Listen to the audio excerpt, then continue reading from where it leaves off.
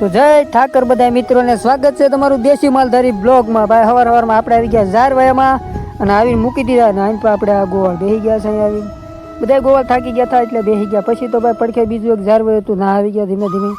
અને ઝારવાયામાં તમે જોયો કહો છો કે ઘટે નહીં એવું હતું. અને અડધું ઝારવાયું અડધું મગવાયું હતું. પછી તો ભાઈ બિસ્લેરીને બોટલ લાવ્યા પાણીની પીવા હાટું, કેમ કે ભાઈ આખો દી અહીંયા રહેતા પાણી પાઈ લીધા હતા.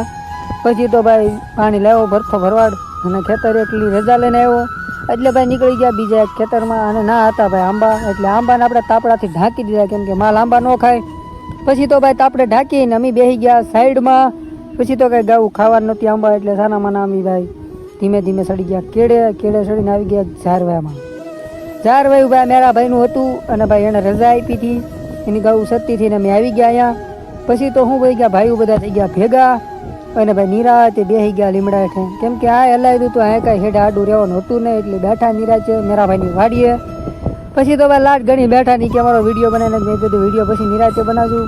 વાંય આવડા રેડિયાર ગાવડા એવા થાય ને ધોકાવાળા, કેમ કે ભાઈ રેડિયાર ખૂટિયા બહુ કવરાતા હતા એટલે ગોવાળ ના હતા. અને આપણે આવી ગયા ખેતરમાં ભાઈ ગાવડા ઊભા રહેતા એટલે આ કવરાવા મળ્યા, એટલે આપણે આવી ગયા ખેઢે અને ગાવડા મારી દીધા પાછા.